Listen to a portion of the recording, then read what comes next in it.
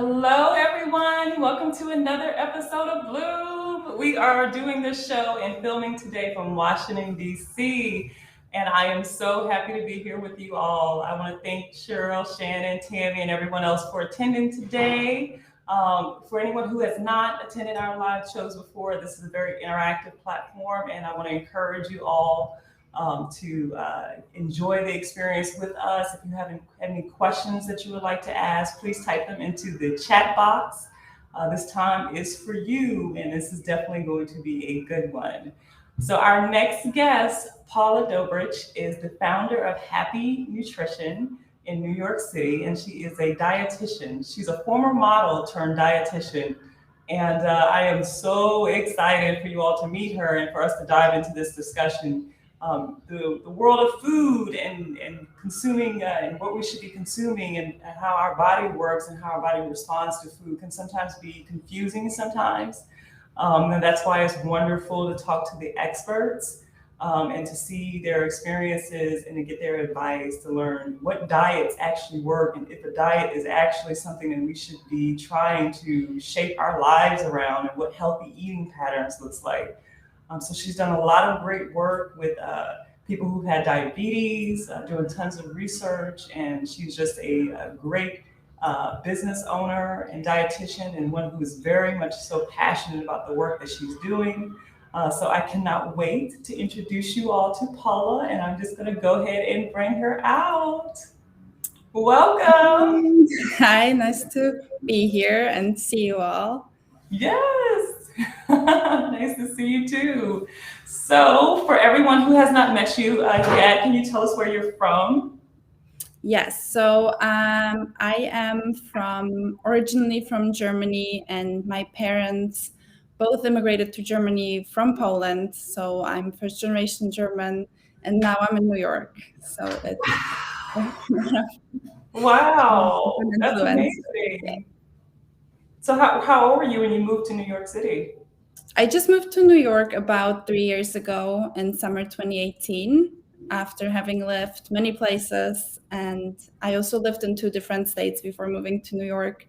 But I kind of fell in love with the city. I also started my master's degree here at NYU. And then I just stayed. Wow, that's exciting. I don't know if anyone here has ever been to New York, but it is just a beautiful city, and I know I'm sure you just love it. Yeah, it's nice. It's very dynamic and diverse. And I think there's just anything you would want, you can find it here. So I think that's what really attracted me to New York City. Absolutely, I can definitely see that. So tell us about your modeling career. How did that all start? And how has that influenced you as a person today? Yeah, so it started as an adventure, really. It was when I was very young, like 12, 13.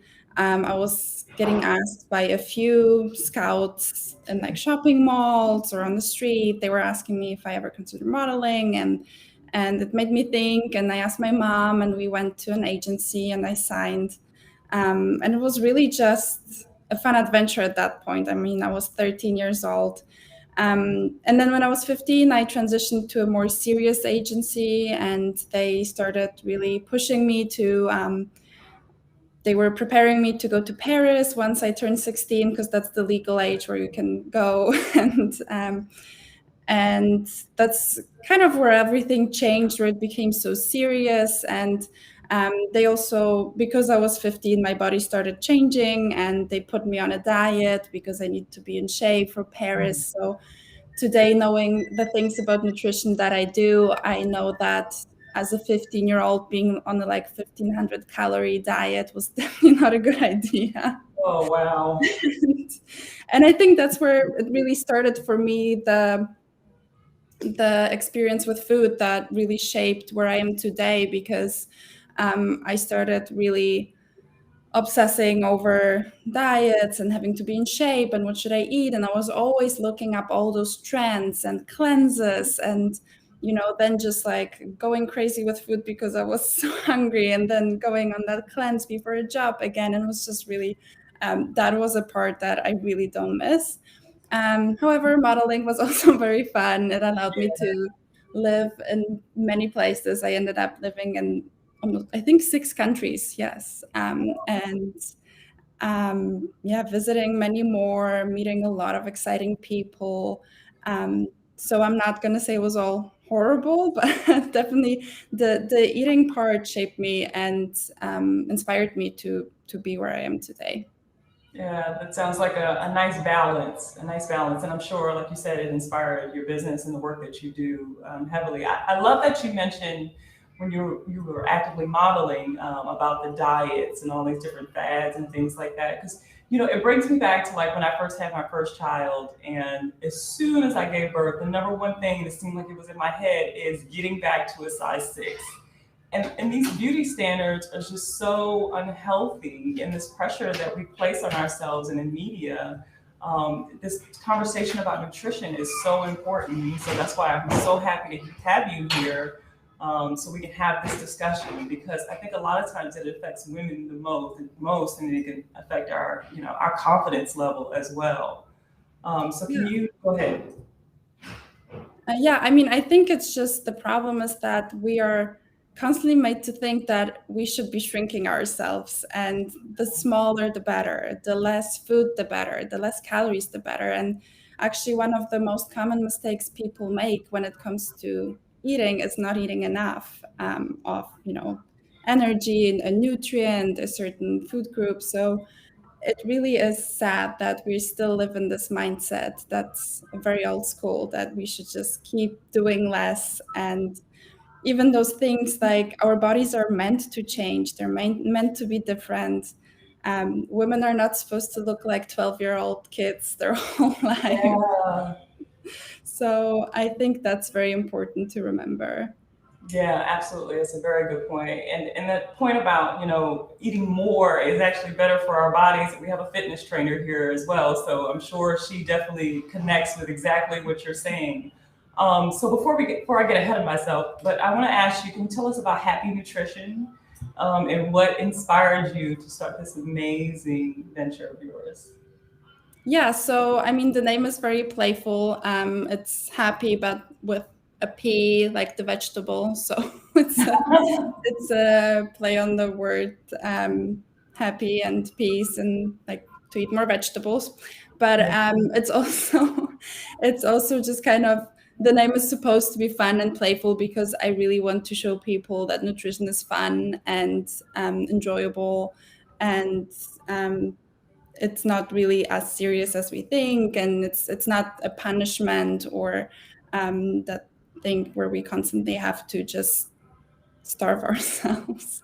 And as I said, my biggest inspiration was really my experience with the dieting, with the mindset, with that. It took me a really long time to get away from that mindset of like always having to be on a diet and then bouncing back, because that's really what happens to your body, where if you restrict your energy intake below a certain point, your body's going to fight back. So then that's why whenever we lose 10 pounds quickly, we gain back 15 or 20, because your body just keeps fighting back. And that really is, it does feel miserable. And so I wanted to kind of, and I saw all my friends struggling with the same. It's like models are always seen as those like perfect creatures, and they never, like, they can eat whatever and they never have any problems. And of course, we're still like very thin, but it's a different standard. We're still being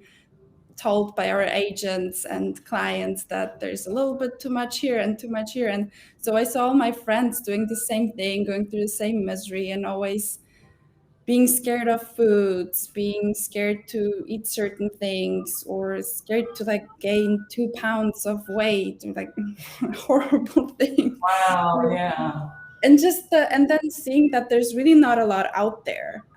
Even when I was trying to get, I was honestly trying to eat healthy, and I was bombarded with this crazy amount of misinformation, people trying to sell me diets, superfoods, supplements. And of course, I fell for all of it because I was totally in that mindset. But so I wanted to create something where people can go and find reliable information, That's not about selling a powder or a diet. It's more about helping people heal their relationship with food, while still, of course, providing that reliable, that solid nutrition information, and also where we can just find that fun with food again. That Hmm. we should be a nice, a good, positive part of our lives, not something that is negative and stressful. Oh, absolutely. I do totally understand. So for someone who's never sat down with a dietitian before, can you tell us what's the primary focus for you as a dietitian, and what's the difference between a dietitian and a nutritionist? Yeah, so I mean, there's definitely a lot of different paths that you can take as a dietitian. Dietitians can work in all sorts of jobs and different areas. So there's clinical dietitians who work in hospitals. There's culinary dietitians that develop food products or work in kitchens. There's research, marketing, really many areas that you Oh, can go into with that career, which is why it's fun, because anything in relation to food and nutrition that fascinates you, you can pursue it as a dietitian. But I decided to work in private practice, so um, it is kind a little bit clinical, but not as clinical as it would be in a hospital. It's working with people with health conditions, or helping them lose weight, and just looking at them holistically, really, not only just food and calories in, calories out. It's the whole person. It's so much more than food. It's the lifestyle factors, the amount of sleep that people are getting, the amount of stress that people have in their lives. We really look at all of that in the nutrition counseling session, because it's so important. Sometimes there's people who eat perfectly and their health is still not great, because there's so many other factors that just influence how they're able to function. So yeah, that's what I do. I just see clients one on one, and I try them to get better. I work with a variety of clients. I don't really have a very specific focus on who I work with. Some dietitians do have that focus, where they focus specifically on people who have celiac disease, or who are diabetic. I take clients with almost any conditions, or just weight loss or self improvement. I'm very open to that. And the difference between a dietitian and nutritionist, really, there is a huge difference. I'm glad you asked that. Because so a nutritionist, actually anybody can call themselves a nutritionist, and a lot of people don't know that. really? I didn't know Yeah, so you could basically go out tomorrow and create a website and say you're a nutritionist, and there would be no consequences with that.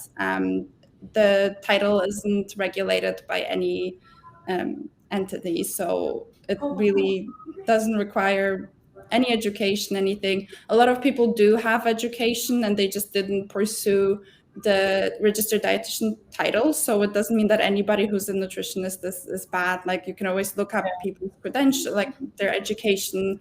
A lot of those people do have a degree in nutrition or some certification, because the path to becoming a registered dietitian is tough, and not a lot of, like, Mm. not a lot of people, but some people just don't want to pursue it. It's also sometimes just not available to people for many reasons.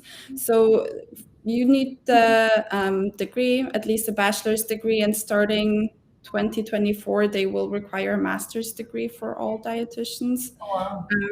And there's a special program, it's called Didactic Program in Dietetics, that you have to complete.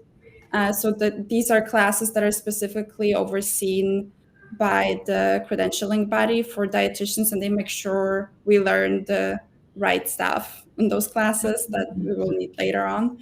And then once you complete all those classes, you can apply to a dietetic internship, which is, I think, at least 1,200 hours of supervised practice. So they range from 6 months to 12 months of an internship.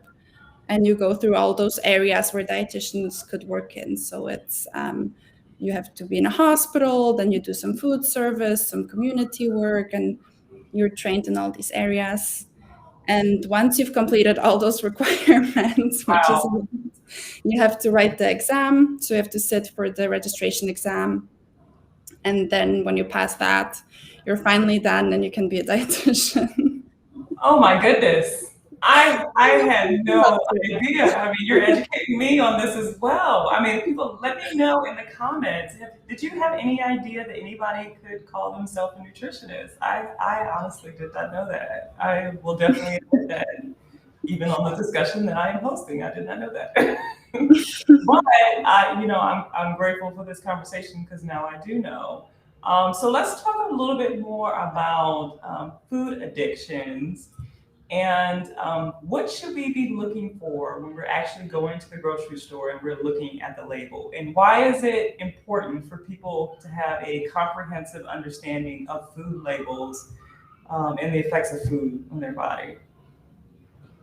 Yeah, I think that knowing food labels is super helpful for people because the food label can be a very quick way to scan a food and kind of understand what is it giving me or not giving me, and how will it influence me. So especially with the new label, there's a few things that I always like to point out to my clients. So now they have specifically a rubric for added sugars, which is great because it helps us. There's a lot of foods that naturally have sugar, like if you look at rice or something like that, it will have sugar because carbohydrates are sugar. But now we have that distinction between sugar in the food and added sugar. And so that added sugar is just white sugar or syrup or whatever. And that is something that, of course, I always tell people to limit. Or if there's a product, if there's two products and one has more or less sugar, then of course take the one with less sugar that's been added. And things like how much fiber is in the food, or how much sodium is in a food. Those things are really important to keep an eye on, because I mean fiber is great, and then too much sodium is not so great. So that food label can really give us very useful hints, or when making a decision between product A and B. It's also a really helpful tool. Um, so yeah, I think that's all I have to say about food labels. Let's talk a little bit more about sugar, though. Sugar, from what I've heard, is highly addictive. Is it good for you? Well, so there is a lot of information about that out there, and I have not um, I have not personally been involved in any research regarding sugar and addictions and food addictions, but there's a lot of conflicting voices in that area where a lot of people are saying that an addiction isn't necessarily the right word for it because um, even food addiction in general doesn't meet the diagnostic criteria for an addiction. So Mm-hmm. it's not really fair to group it together. Mm-hmm. Um, because like in addiction, there's like certain, like with any psychological disorders, there's like certain diagnostic criteria, and um, it's just not really fully the same. Mm-hmm. Like you're not gonna ruin your life and because you're addicted to sugar, it's Right, just right. you're not gonna end up in the hospital with delirium because you know it's just a very Right. different kind of mechanism. However, it is true that sugar stimulates some areas of the brain that are also responsible for those addictions, like the pleasure, the dopamine is being released, and that's why people kind of make that link that it's the same area of the brain that's being stimulated when we eat too much sugar. The problem with that is also that the same area of the brain is stimulated when we hug people or when we are intimate with our partners. It's just a pleasure center. So I think you can be addicted to anything really, but I don't know if it's as easy as people sometimes make it look. Because just because your pleasure center is being stimulated, does it necessarily mean that it's something that's going to harm you in the end, or you're going to get addicted to it? Um, so there's a lot of Yeah. waiting things, and that's really like that's one of the things that people sometimes don't see about nutrition, that it's super complex and there's always a gray area where you never know until there's super solid evidence. So the area of like sugar and food addictions is very interesting right now, but I can't really give you a yes or no answer to this one. Okay. No problem at all. So can you tell us about, you did a lot of research on the prevention of diabetes in the past for teenagers, with teenagers in mind, actually. Can you tell us about the research that you did, why you were passionate about it, and what led you to actually take on that venture? Yeah, so I do have a my master's degree is in public health nutrition, and I decided to kind of add on the public health um, edge to my education instead of doing a master's in clinical nutrition, because I wanted to be able to share information with people. Like I said before, I wanted to be a good resource. I wanted to kind of work against that misinformation that is everywhere. And I thought that public health and getting more skills in research and understanding research, conducting research would be the best way, Mm, because public health programming is usually aimed towards big groups of people. It's those big campaigns promoting healthy eating, and also very that huge focus on research, which I think is very important to be able to share reliable information, to really understand, like look at a study and understand what they did, not just read the conclusion and fall for whatever they wanted. right. Yeah. So so that's how I got into research. And throughout my master's degree, I had a lot of opportunities to work with different research programs, and this one I did at Mount Sinai here in New York. It was they were testing a prevention program for pre-diabetic teens, actually. So they were scanning teenagers for pre-diabetes, and they were trying to help them prevent that progression towards diabetes, which was a great program. And they were doing it through a peer support program with nutrition education, and just providing basic information, because most of them had no idea that they are pre-diabetic. And actually that study was helping them understand, what does it mean. A lot of them were just told by their doctors, oh, you have high blood sugar, whatever. But Yeah.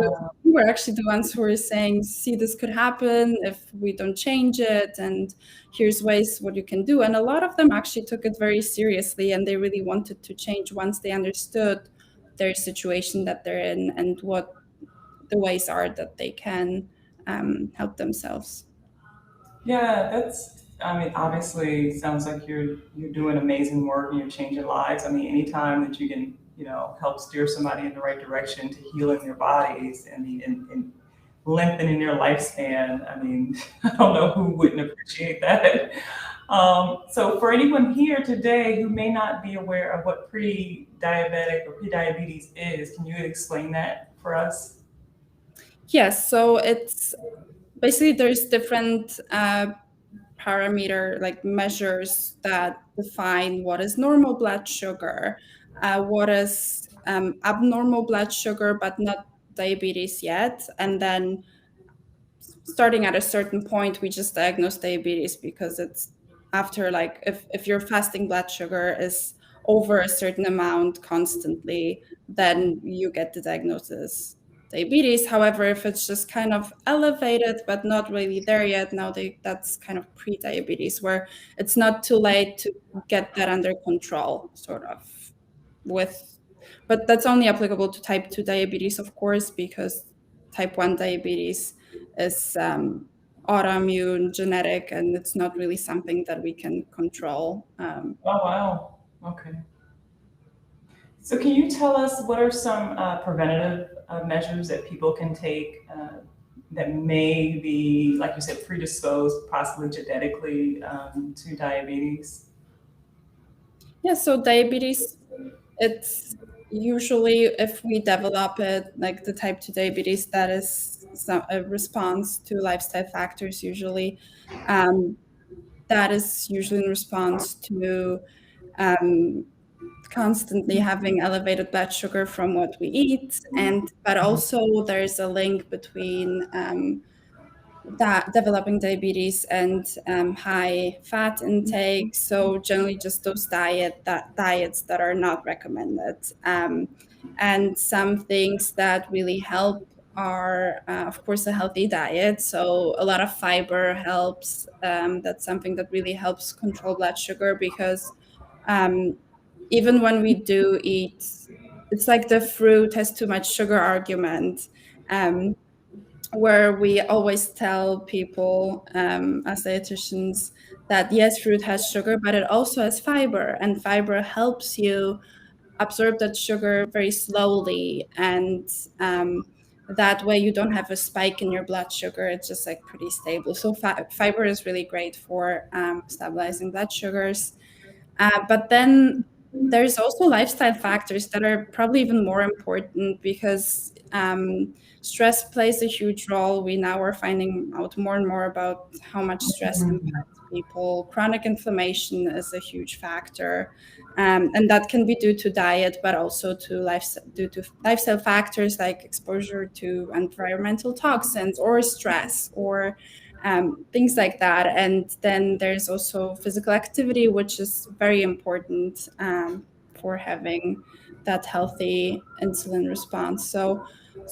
There's a lot to it. And then there's also, health disparities in general, where a lot of people just don't have the access to healthcare or education. Like when we were working with those teenagers, they were all from Harlem, and they were Latino children in Harlem from lower income families. So that was like a very specific group, which in that area has higher rates of diabetes. And we're kind of looking into why is that. And really, the problem is that a lot of people just don't have, once you tell them, once you educate them, they understand and they're going to do the right thing, but they just don't have the access to the information, and they don't know until it's too late. And I Yeah. think that is where it comes in. Like once we remove those disparities in access to information and healthcare, we might not see differences in like where people live or like their race and incidence of diseases, because I think that's a huge factor. Oh, yeah. You bring up a very good point. I'm sure it is because, when I used to spend a lot more time in New York City, and hopefully it's gotten better now, but certain parts of New York City would have food deserts. Communities who didn't have access to like fresh produce, for example, the basic necessities in life that we need to fuel our bodies. Lower income communities didn't have access to it. So, they would just have, canned string beans and things like that, and Vienna sausages, the items with a lower nutritional value. And I mean, hopefully things like that have gotten better, but I would assume that that may have contributed to, some of the health issues that people in that community have had, and also, lack of education, like you said as well. Yeah, I mean, unfortunately, that's another project I worked on actually. I Really? I worked with the American Heart Association here in New York for their needs assessment 2020. And their biggest focus was food insecurity, because especially throughout the pandemic, it has gotten extremely bad, and actually worse than it was before, because the pandemic hit New York hard in that sense. And yeah, so the food deserts are still there, and still a lot of children and especially women are impacted by food insecurity here in New York. So it's a problem that's ongoing, unfortunately. Mm. Okay, we have a question from Barbara. As we bloom into our senior years, should we avoid or eat more or less of certain foods? Great Senior question. years, as in Senior, how? once you become like, senior citizen over 60, should they Oh, avoid eating certain foods? I think really there's no foods that are age dependent. Sometimes we start losing, like we start perceiving flavors as less intense. That's sometimes a problem as we age because our taste receptors aren't as sensitive anymore. So a lot of people like to use more spice, which sometimes then people end up using more salt, which is not great. So that's something to pay attention to. If you're like starting to feel like you need to add more salt, just try other ways to spice up your food because it's pretty Yeah. normal to need more flavor in your food as we age. And then I mean, I think it's just important to stay hydrated. That's one big problem with people. I even see it with my mom. Like she drinks less and less every time I see her because Wow. it's just your body stops sending you those signals as consistently as it used to. And but otherwise, really, there isn't much when it comes to foods. I know there's um,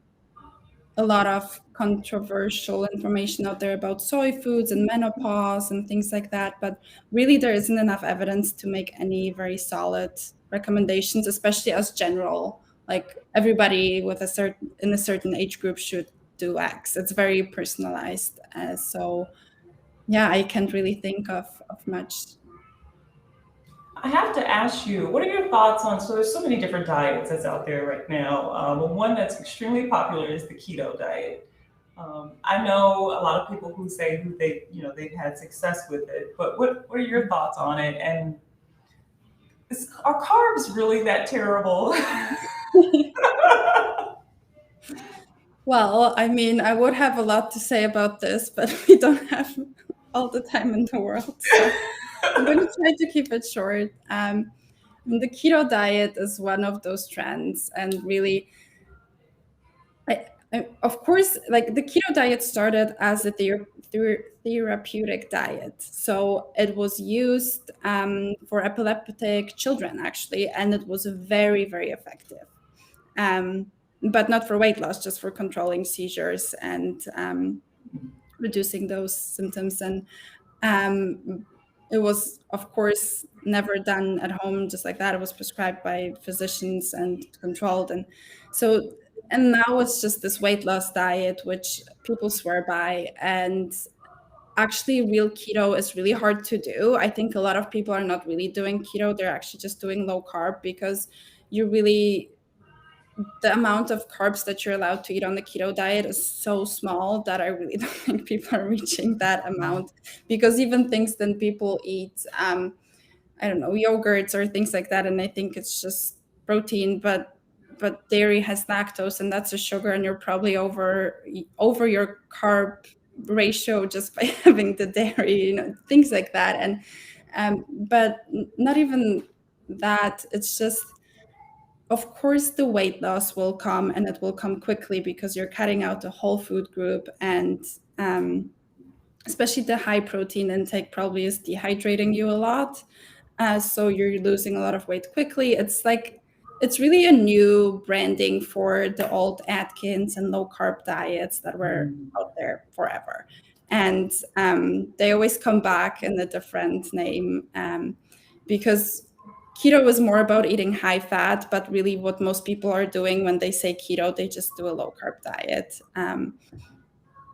So I think, and for some people also, I want to say for some people that really works. Some people thrive on those diets and they feel good, and they're not even struggling to keep that lifestyle, and they're healthy, they have good blood work, and then that's fine.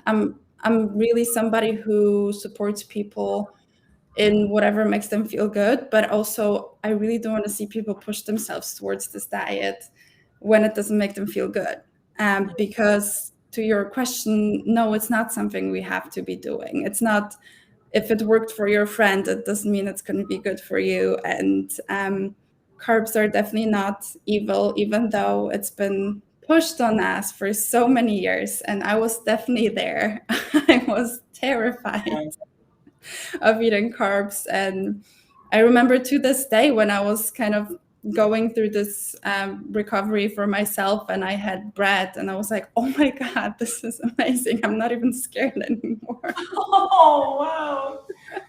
So, it's carbs are actually good for us. It's people really don't want to hear it. And I think carbs just get thrown into this one big basket of like, we throw cupcakes and Yeah. I don't know, chips and all these things into one basket with rice and whole grains and whole wheat bread. And it's just like, those are good things. All this fiber is helping us with things like diabetes, but many other things. We need fiber for digestive health. There's so much research out there about how gut health influences our whole body, and we need fiber for that. And fiber is only found in like carbs, like fiber is a carb in a way.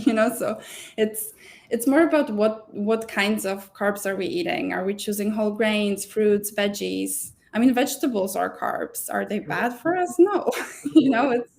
It's more about that balance. And people always try to find a diet that's to my point exactly. We're always trying to cut things out or find this magic solution. And even though it sounds simple, it's always about finding the balance, even including fun foods in your diet and being able to maintain your health with that without having to control your intake or cut out things. So how do you brought up some amazing points. I'm so glad you mentioned all of that first and foremost. But how do we get to that point where we're not necessarily obsessing over every meal and sitting down and having dinner with our friends seems enjoyable, but we're also, eating foods that are balanced and healthy and that will take care and heal our body. How do we get to that balance in our own Yeah. personal? I mean, it always sounds so easy. And sometimes I know that I say that and people think, well, yeah, that sounds great. I'm glad you can do that.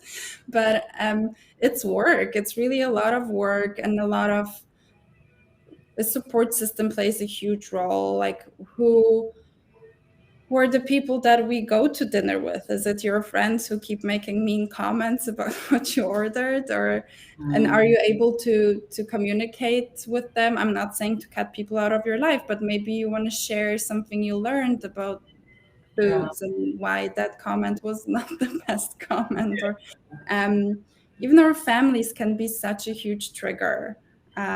Just our parents making comments, or our relatives, whoever that is. And it's definitely tough. And that's why I like working with people one on one and helping them through that. There's a lot of resources out there. I think a lot of people, there's a book out there, it's actually called Intuitive Eating. And I think it's for a lot of people the first step to kind of understanding um, what dieting does to us and how we can start changing that, even though even that book is a great tool to use in counseling, because I think those things are hard to do just by yourself. And if you've been dieting since you're a teenager, which most of us have, there's research out there that most 12-year-old girls have already been on a diet. And if you're now in your 40s and you've been obsessing over food since you're, I don't know, 12, 15, 18, no matter when it started, it's hard to just say, oh, I'm going to just have a balanced diet and not worry. It takes a lot of work and a lot of unlearning. And no matter if it's a dietitian or a therapist or even maybe a friend that's really good at understanding you and supporting you, you can never just do that alone and just start doing something that's so counterintuitive to many of us.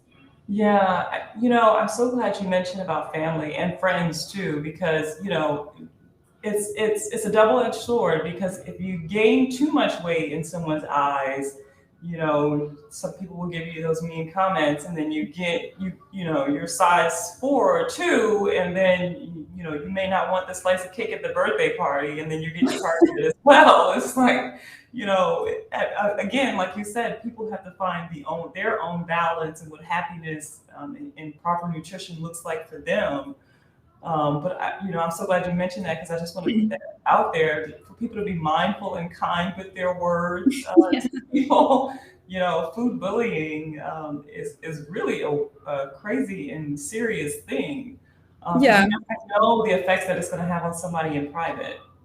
Yeah, and I think a lot of people don't realize that, especially our obsession with complimenting people on being thin sometimes is that so many times people are going through something extremely stressful and they lose weight, and we give them comments and they're just so unwell. But it Right. can be very triggering, because then you're like, oh well, I mean, I haven't been eating because I'm depressed, so maybe I just stick to it because people think I look great. And it can really be a lot of those stories start with somebody saying something about your body, and then it just sparks something Yeah. and you go down a rabbit hole. Yes. Oh, So absolutely. You're so right. Because it goes back to how I mentioned earlier about, as soon as I gave birth to my first child, immediately, by the time I went back to work in 8 weeks, I had in my head, I have to go back wearing the same size clothes that I was before I left, and that's unhealthy. I yeah, mean, I'm going to say it, it's very unhealthy. yeah, And so I have to ask you, why do you think women, I think we have a lot of women here that probably will understand this and say that it's clear, but why are women under so much pressure to maintain a certain size? yeah. I mean, I actually think there's many reasons for that. First of all, the unrealistic standards that we always see in the media, and I have to say, as a model, I remember seeing so many of my pictures published in like magazines or somewhere, and I was like, why did they Photoshop me? Like, Yeah, why? I don't get it. Like, yeah, or when you see all these pictures and you have to make a crazy pose just so your leg looks longer, or they pin things to you in a crazy way. It never is the way it looks. Like, yeah. almost nobody looks the way that the pictures make you think. And I Right. think it's really horrible, and apparently it's changing, although from what my friends are telling me, it's not really, it's just changing on paper. Ooh, okay. um, So, although there is more, I think there is more inclusivity in like what we're seeing in the media. That, to Mhm. be fair, we're seeing more diverse body types and different sizes too. But it still is problematic what we're constantly seeing, and especially now with the social media and everybody has access to an app to just like adjust whichever body part they don't like, and all these filters that make everybody look the same. I feel like it's actually going like in a different direction than we would like it to go. Right.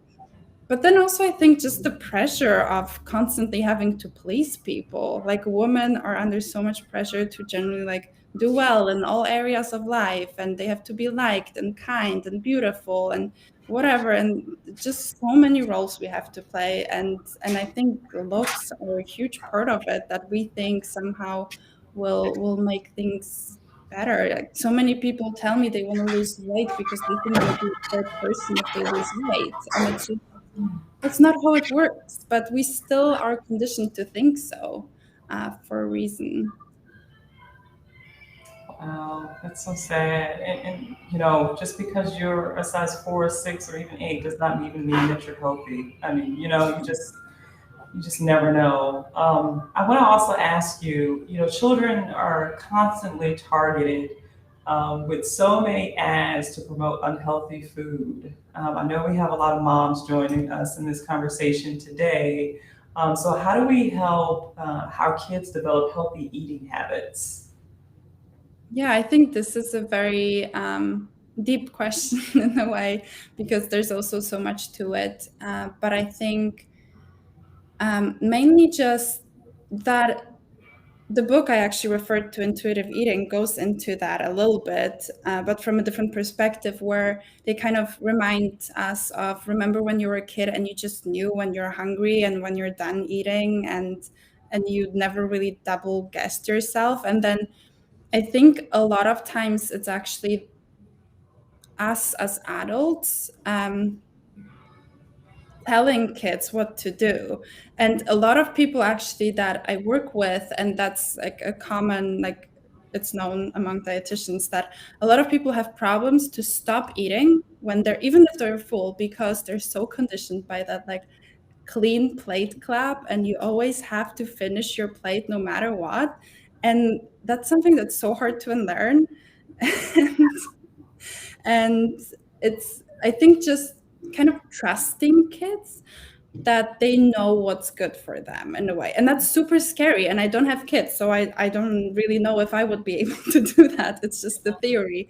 But children really have amazing instincts. And I think even though sometimes maybe we think, oh, that's not enough, that's too little or something, trying to trust them a little bit, while also um, what is important is the exposure to food. So a kid will never ask for broccoli, but if we show that, like, if we give them that broccoli on their plate every day consistently, even though maybe they don't try it, but it's still there, and every day they see it and they see I'm also eating it and I like it, they will at some point have it. And being exposed to those different foods, like a big variety of foods, and just seeing them, seeing that they're good, that the adults also enjoy them, I think plays a huge role. And that's like a big rule in like infant nutrition. Keep offering, even if they reject, just keep offering, and at some point they'll just be curious and they'll try, and then maybe they like it. Oh, you know what? You mentioned that you're not a mother, but as a mom, I totally agree with everything that you're saying. Because I had to unlearn, and I'm still working on myself, some very unhealthy eating patterns. And so I've noticed I have a daughter and then I have a son. My daughter's 7 and my son is 3. But I had some family members. My daughter's very, she's lean. She eats, like you said, when she's hungry. I ask her, are you hungry? And she doesn't have to finish her plate. We'll put it in the refrigerator or something like that when she's done. But I've had family members comment on her weight, saying that she's too thin. And she's not. Like, she's a kid. She knows when she's hungry, and that's perfectly fine. And she'll eat. And some days she eats more when she's more active. It just fluctuates. And so those kind of comments, even around her, are so damaging. Yeah. And I don't think people really realize the power of their words. But I noticed having a little girl, and then my son, he has a larger appetite, even though he's only 3. But the comments are more uplifting towards him, like, oh, he's muscular, and but then towards her, it's sometimes from the same people, it's almost like talking down. And so I always have to make sure I position myself to defend. Because when you know better, you do better. But it's sad. It's really, really sad. We really have to protect our children and help them, like you said, trust them that they also know and understand what's good for them. Yeah. Yeah. I mean, it's always a balance of like providing what they might need, but then also trusting that they'll make the right choice. But I think you also said something very interesting, going back to our conversation about why do women always feel so pressured to look a certain way. And I think you summed it up perfectly, just the difference in how people comment on your daughter versus your son. Mhm. Just tells us a lot about us as a society, how we see girls and boys. And if a girl's chubby, maybe she should stop eating, but if a boy's chubby, he's cute. Right, That's kind of exactly. It's so true. It's so true. Women, you gotta feed your men. But I also want to ask you. So, what do you think about the lunch programs at school? Have you done any work with mothers or with schools in general to see, what they're feeding children and things like that? And what are your thoughts on like the balanced nutrition that children are receiving at public schools or even private schools? Yeah, so I don't know if that, I think that differs from state to state, right? That the regular the different programs, but I have actually worked with a organization here in New York. It's called New York Enrichment Group, and they are kind of the biggest.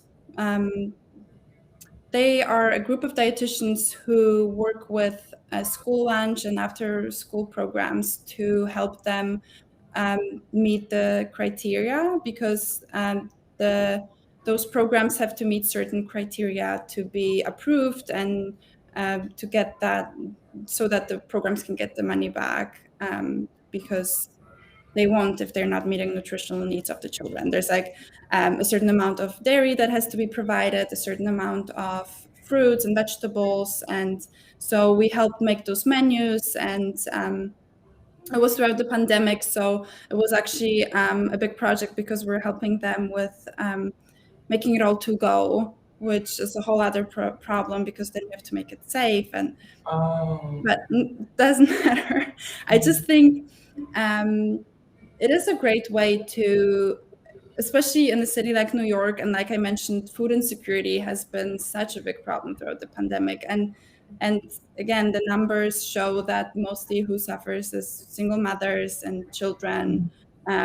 They have the biggest problems when it comes to food insecurity, and single, not even mothers, but like single parents in general, I think, is the data. And because those are the people who have the least time to prepare meals, to cook, and like, let alone complicated meals, that's usually the people who will make something quick, and there's a lot of food insecurity there. And those school lunches are a great way to make sure that the kids get at least one meal per day that's nutritious, or like meeting their nutritional needs. um, and then some of those after school programs, they actually have, I think, one meal and two snacks that they have to provide. So there's a lot of opportunities to help children meet their needs. However, I just don't know if every program is so diligent about, you know, the quality. And even here, I mean, the budget is still limited. Yeah. And there was a lot of things like sugary cereal as the grain, because it was whole grain Cheerios.